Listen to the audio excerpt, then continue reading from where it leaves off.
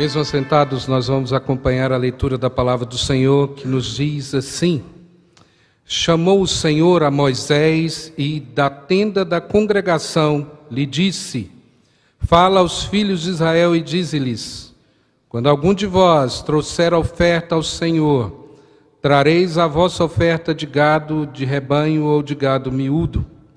Se a sua oferta for holocausto de gado, trará macho sem defeito. À porta da tenda da congregação o trará, para que o homem seja aceito perante o Senhor. E porá a mão sobre a cabeça do holocausto, para que seja aceito a favor dele, para a sua expiação.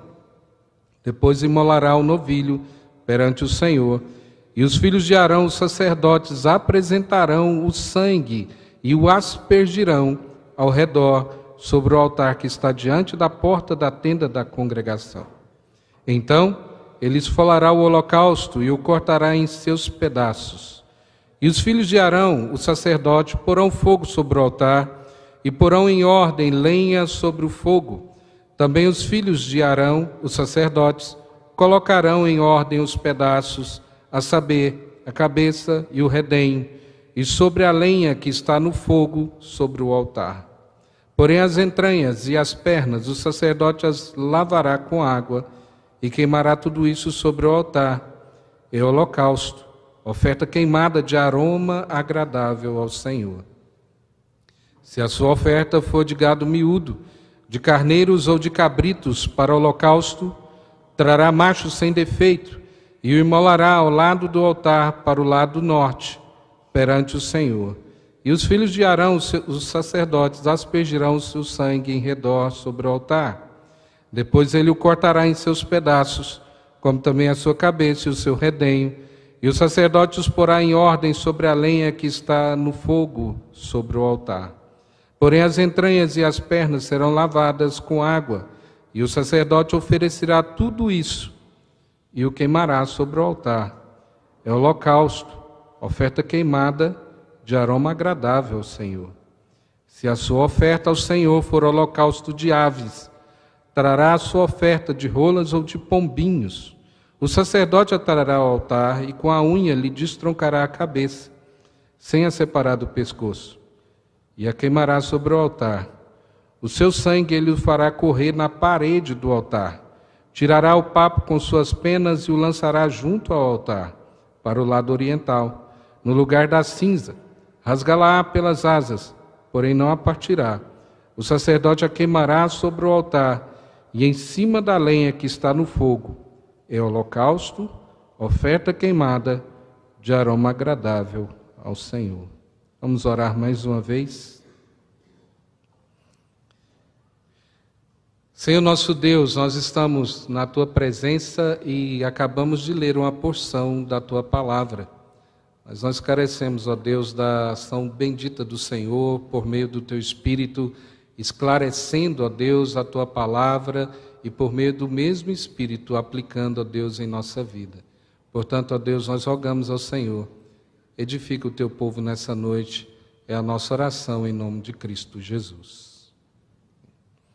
Normalmente nós temos alguma dificuldade quando nós chegamos em alguns livros da Escritura.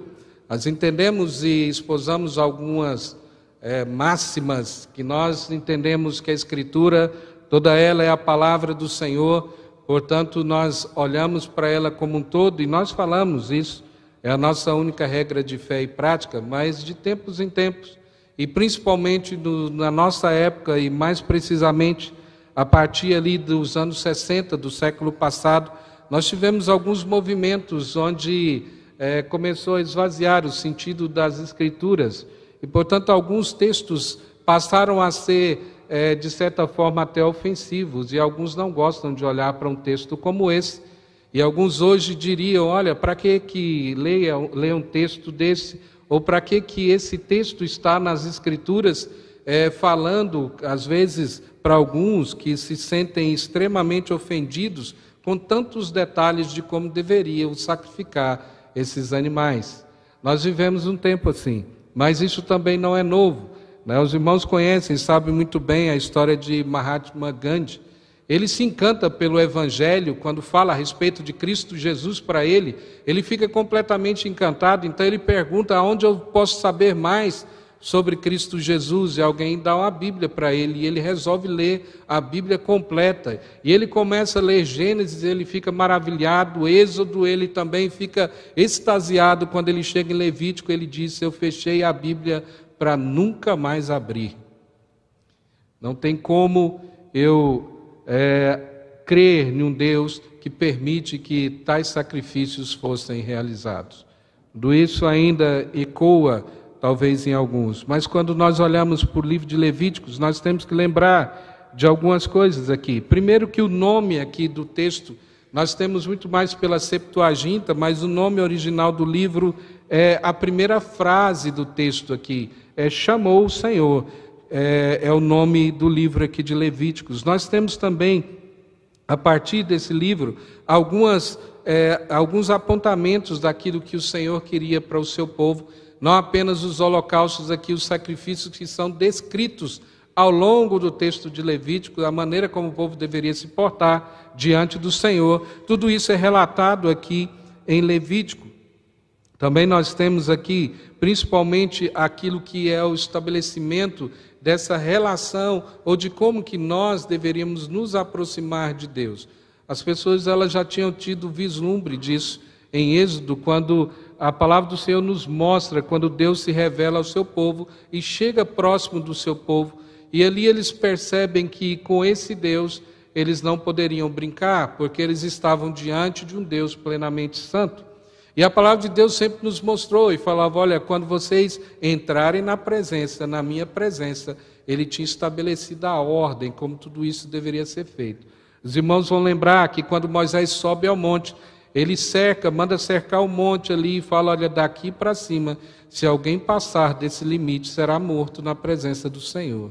E aqui no texto de Levítico que nós começamos a ver a repetição daquilo que é o chamado para as nossas vidas, sede santos, porque eu, o Senhor, vosso Deus, sou santo, como Pedro, na carta de Pedro, repete isso ao povo do Senhor. Portanto, o Levítico ele é formado aqui por um conjunto de prescrições minuciosas, principalmente falando da lei cerimonial, do aspecto cultico a Deus aqui, são relatados em vários pormenores, para que as pessoas pudessem compreender exatamente como Deus deveria ser adorado. Nós temos aqui, para explicar melhor o texto, nós olhamos para aquilo que Hebreus nos mostra, e Hebreus nos abre as cortinas para que a gente entenda plenamente ali aquilo que está acontecendo em Levítico. Mas nós temos aqui algumas divisões do texto, e se você perceber, e às vezes a gente se perde no meio da leitura de Levítico, porque você vai perceber que do capítulo 1 até o 5 relata os sacrifícios ali, como deveriam ser feitos. Logo a seguir começa a repetir de novo a mesma ordem de sacrifícios. Aí você pergunta, por que o texto está repetindo de novo a mesma coisa que relatou de 1 até o 5? A gente vai perceber que a primeira parte aqui, nós estamos vendo o sacrifício da perspectiva do pecador. Na segunda parte, você vai ver os sacrifícios na perspectiva do sacerdote, aquele que apresentava o sacrifício diante do Senhor. Por isso que nós percebemos aqui essa repetição dos sacrifícios e da forma como o povo deveria fazer esse sacrifício diante do Senhor. Quando a gente chega finalmente no capítulo 16 de Levíticos, nós vemos os rituais aqui do dia da expiação, aquilo que é conhecido ainda hoje como Yom Kippur, que era o dia da expiação do povo de Deus, e uma vez por ano que o sacerdote, ou sumo sacerdote, ele entrava na presença de Deus para expiar a culpa de todo o povo. Portanto, lá no final, a gente vê, no capítulo 16, aliás, a gente vê o ápice de tudo isso, onde o sumo sacerdote, ele entrava na presença do Senhor. Portanto, não era todas as vezes que ele poderia entrar. Nós vemos que o relato todo e a maneira como Deus estabeleceu para que fosse adorado. O sumo sacerdote, ele não entraria na presença de Deus na hora que ele quisesse, ou na hora que ele determinasse, ou através da sua necessidade, falou, vou entrar na presença de Deus. Porque Deus tinha estabelecido a forma.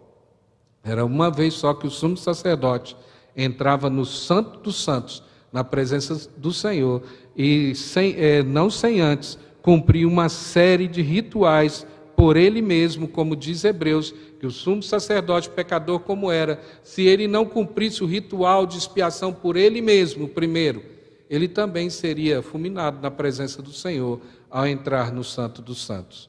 Então, diante de todo esse cenário, de todas as coisas que nós olhamos para o texto aqui, para o texto de Levítico, a gente olha para tudo isso de maneira muito sangrenta, ou a forma como Deus estabelece o sacrifício aqui, mas dá para perceber que também nesse texto ele começa falando de holocausto, e se você perceber, isso aqui era algo voluntário, era um sacrifício voluntário, não tinha uma época, não tinha as pessoas, ou Deus tinha determinado que eles fizessem, mas as pessoas elas chegariam diante de Deus de maneira voluntária. Muitas vezes nós temos um entendimento errado a respeito daquilo que nós temos na antiga aliança e na nova aliança. Muitas vezes nós falamos que a antiga aliança era uma religião corporativa, ou seja, tudo aquilo que o sacerdote fazia por todo o povo, e não havia a participação individual ou a manifestação da gratidão a Deus de forma individual. Isso não é verdade.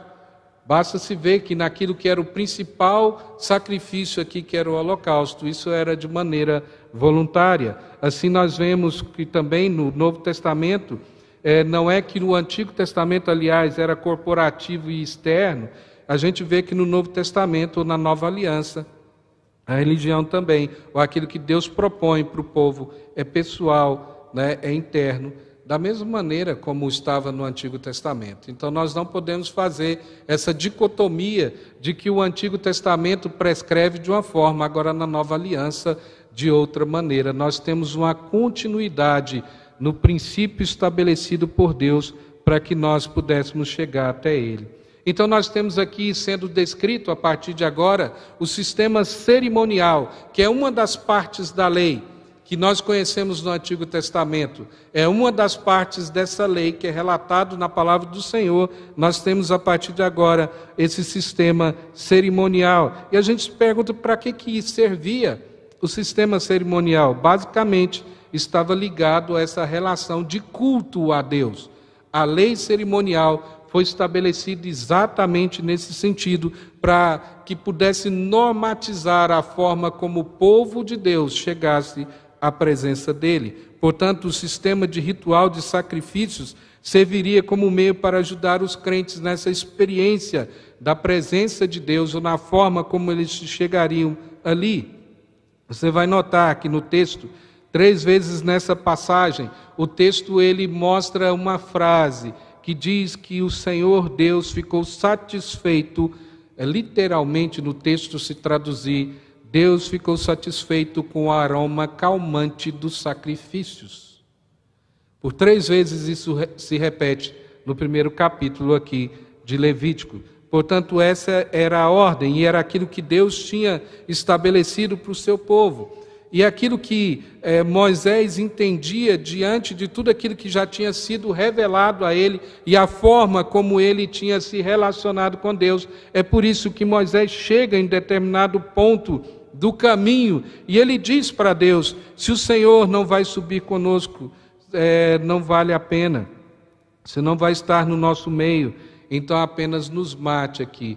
Mesmo Moisés sabendo que ele estava diante de um Deus santo, de um Deus que não compactuava com forma nenhuma de pecado, e que a gente percebe isso nos relatos, na peregrinação do povo, em alguns momentos que o povo prevaricou diante do Senhor, a morte foi grande no meio do povo, mas Moisés mesmo diante de tudo aquilo ali, ele diz: se o Senhor não subir conosco, né, simplesmente nos mate aqui no meio do caminho, porque não vale a pena subir sem a tua presença.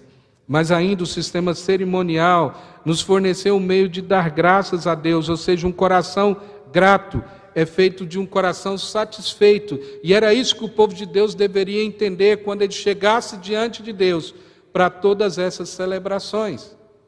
A satisfação, o contentamento, né, de saber que tudo vem das mãos de Deus. Tudo isso são aplicações da lei cerimonial. Nós temos ainda, no terceiro lugar aqui, o sistema cerimonial é desenvolvido para expressar esse desejo de comunhão com Deus. Era o povo chegando na presença de Deus, apresentando sacrifícios, mas dizendo para Deus que eles queriam comunhão com Ele. Portanto, todo o sistema cerimonial, ele tinha todas essas características. E por último aqui ainda ele expressava a necessidade de perdão. Era uma expressão do perdão. Portanto, o povo tinha que entender isso, que era necessário o perdão do Senhor na vida deles. Por isso que o Senhor convida esse povo para que eles pudessem chegar à sua presença. É um convite de Deus ao povo dele aqui, falando: se cheguem até a mim. Por isso, nessa noite, ao olhar para esses 3 sacrifícios, você percebeu que eles se repetem. A ordem de fazer, a forma de fazer é a mesma forma. Apenas eles vão se repetindo e mostrando em cada um como deveria ser feito. Mas se você percebeu no texto, o texto ele se repete. Nós temos um gado maior, gado miúdo, e nós temos aqui os sacrifícios de rolas e de pombinhos. Mas a maneira de fazer, a gente vai perceber que há uma repetição de todos os termos. Então, o que o Senhor quer nos ensinar por meio da sua palavra, quando esse texto está aqui, como que nós podemos compreender e aplicar na nossa vida hoje? Porque da mesma maneira o Senhor nos convida a nos aproximar dEle. Se a gente lembrar de Hebreus, há um convite: aproximemo-nos junto ao trono da graça. E o mesmo público ali, eles falam: como que nós vamos nos aproximar desse Deus, esse Deus que é santo? Como que nós vamos nos aproximar dele? Mas há um convite do próprio Deus para que nós possamos nos aproximar dele. Mas nesse texto nós temos algumas lições que são práticas para a nossa vida. Como que nós vamos fazer isso? A primeira coisa que o texto nos mostra é que esse convite é um convite universal, é um convite para todos aqui.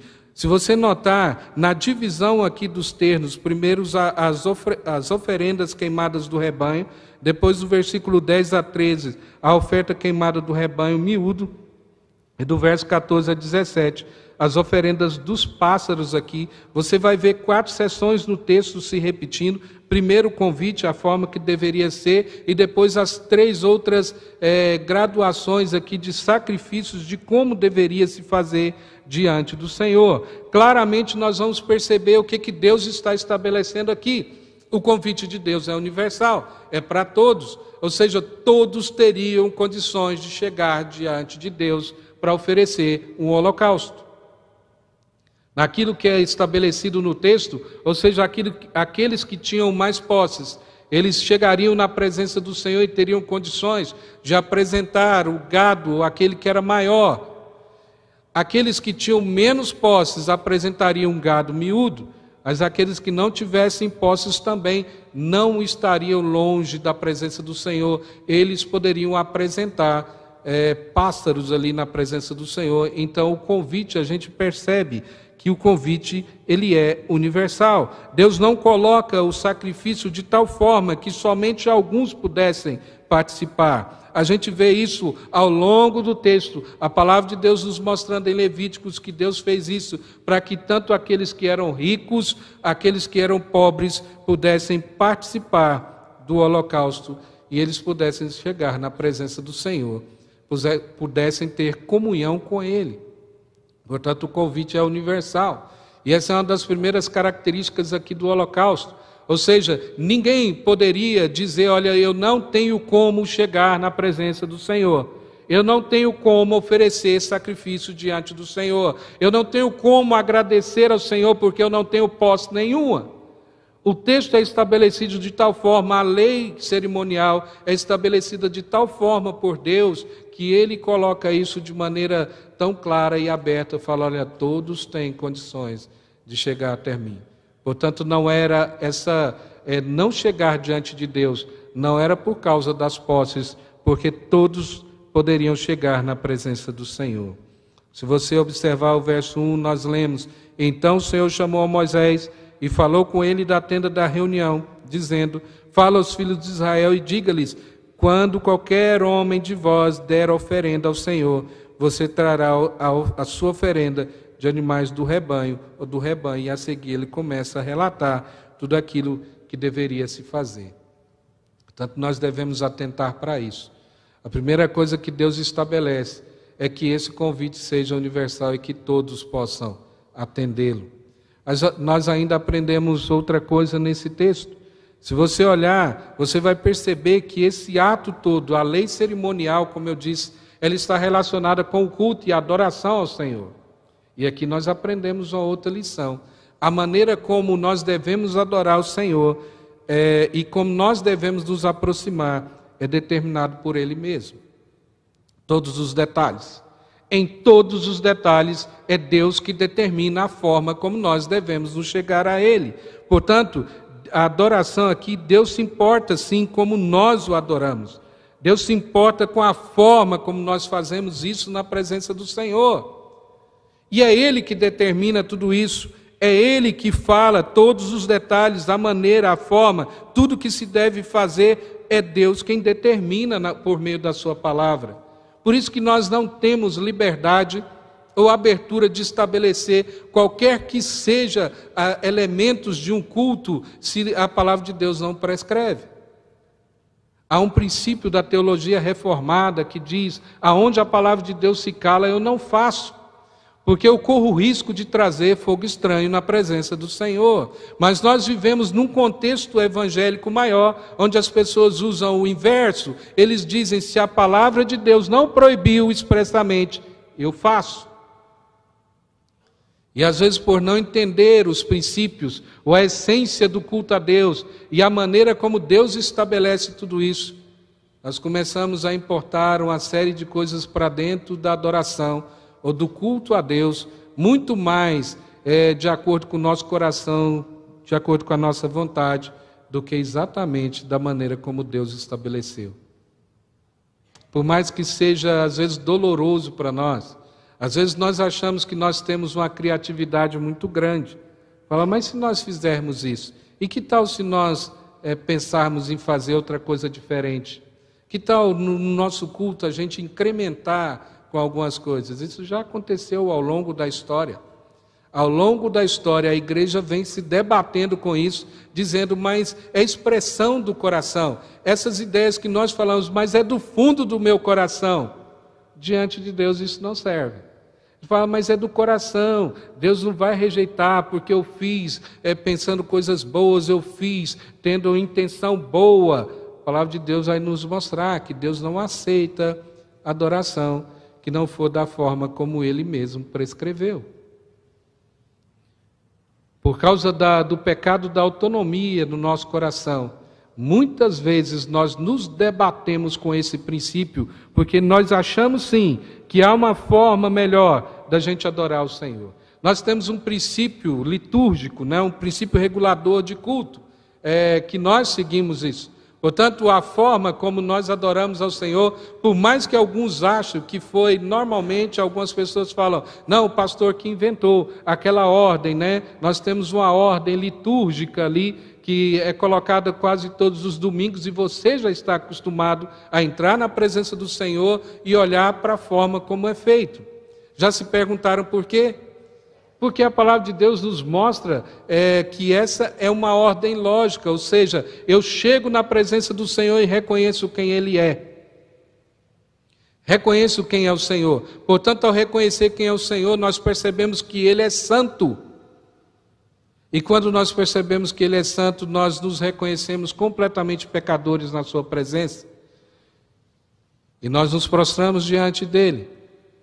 E logo a seguir, diante daquilo que o Senhor nos chama por meio da Sua mensagem, nós nos propomos então, a partir de agora, como Isaías nos diz, eis-me aqui, envia-me a mim. A ordem está normalmente em Isaías 6, quando Isaías vê o Senhor assentado no trono. Portanto, nós seguimos uma ordem lógica daquilo que é o culto ao Senhor e da expressão daquilo que a palavra de Deus nos mostra do começo ao fim. Não é apenas por uma tradição, não é apenas porque não foi Calvino que estabeleceu isso, pelo contrário.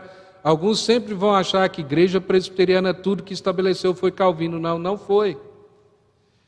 Isso é uma herança reformada, é algo muito maior, de perceber exatamente o que é culto ao Senhor. Portanto, se é culto a Deus, Ele prescreve a forma como nós devemos fazer. David Peterson, ele diz que a adoração é se envolver com Deus nos termos que Ele propõe e pelos meios que só Ele determina.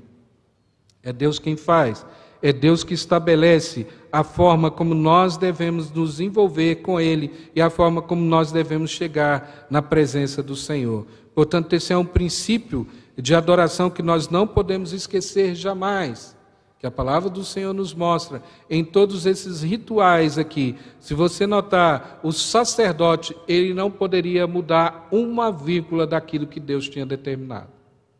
A forma que era para ser feita. Falar, por que a gente tem que jogar o sangue ali? Por que tem que olhar para o lado norte? Por que nós temos que fazer dessa forma? E o sacerdote fala, não, eu acho que eu tenho uma ideia melhor para fazer. Não. A forma que deveria ser feita era exatamente como Deus tinha determinado para cada uma delas. Por isso que a gente vai perceber a repetição no texto, para que eles pudessem compreender exatamente o que eles estavam fazendo ali. Nós temos ainda, em terceiro lugar aqui, aquilo que nós aprendemos diante de tudo isso, que quando nós olhamos Levítico, porque para se aproximar de Deus é necessário o sacrifício. Eu não estou falando de sacrifício da forma moderna como as pessoas dizem. Faça um sacrifício para Deus. Faça algo para o Senhor. Não, não estou falando disso. Porque a palavra de Deus está falando de algo muito maior aqui.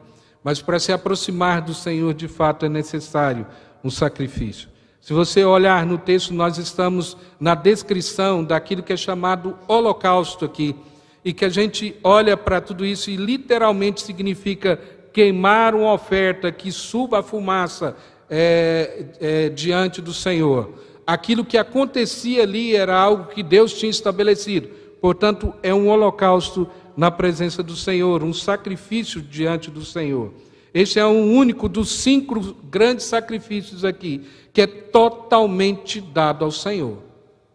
Se você tiver curiosidade, continue lendo Levítico, você vai perceber que esse holocausto aqui é o único sacrifício que nenhuma parte deveria ficar fora do holocausto. As outras, algumas, eram colocado partes. O próprio sacerdote participava de parte daquele animal que era oferecido. Mas o holocausto, ele deveria ser inteiramente trazido na presença do Senhor e não poderia ser colocado ou seria feito outra coisa.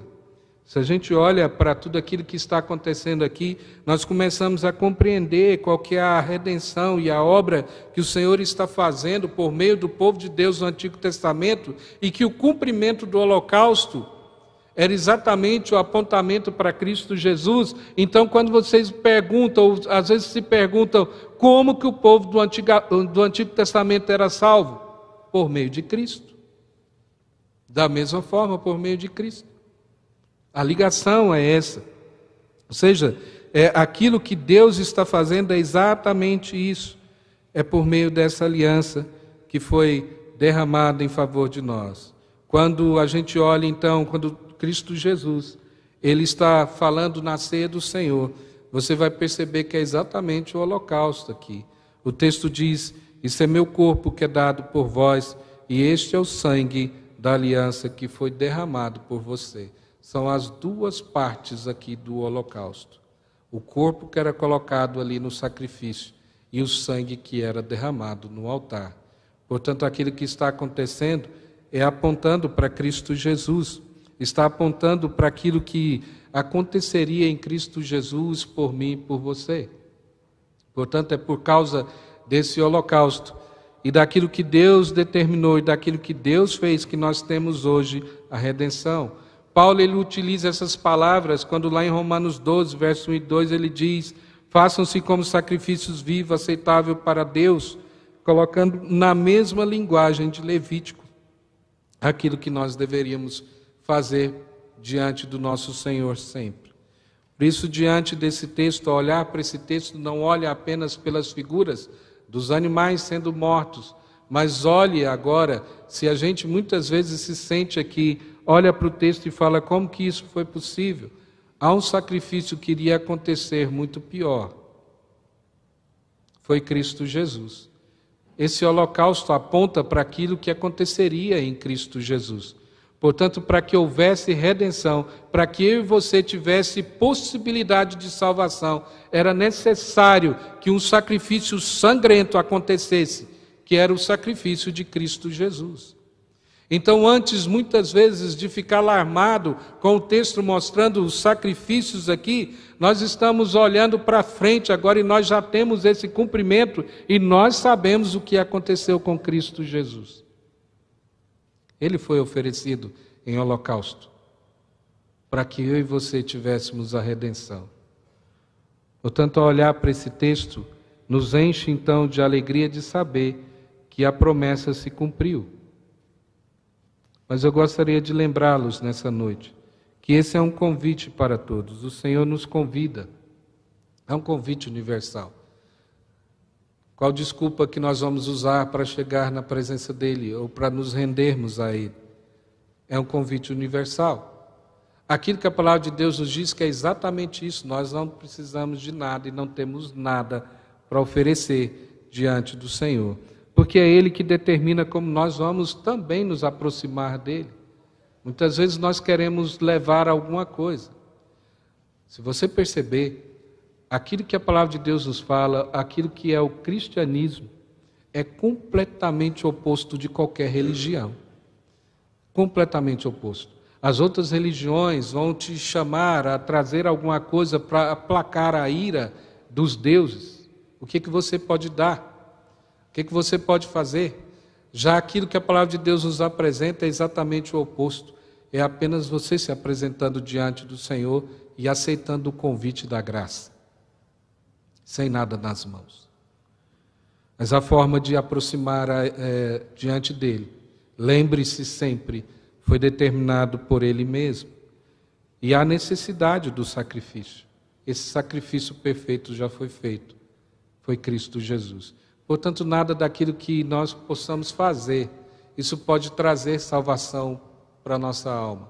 Em alguns momentos na história, isso a gente vê ainda nos nossos dias, as pessoas elas entendem que se elas fizerem algumas coisas, elas vão ter ou talvez pelo menos um lugar melhor no céu.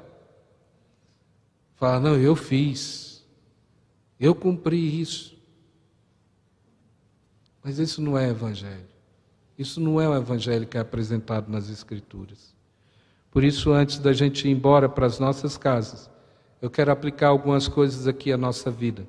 Primeiro, não importa a sua condição, é um convite da graça do Senhor. Aproxime-se. É Ele mesmo que nos convida. Aproxime-se por meio de Cristo. Não se deixe então levar, nem no seu particular ou no coletivo, em adorações estranhas, sem preceito bíblico, porque Deus não aceita. Deus não aceita. Ao longo da nossa caminhada, nós somos tentados a isso. Lembre-se, Deus não aceita qualquer forma de adoração, que não foi Ele mesmo que prescreveu. E Cristo Jesus foi o nosso sacrifício. Portanto, que possamos nos oferecer a Ele. Mas o sacrifício completo foi feito por Cristo Jesus. Nós não precisamos fazer nada para que, de alguma maneira, possa completar esse sacrifício, porque o sacrifício de Cristo foi perfeito.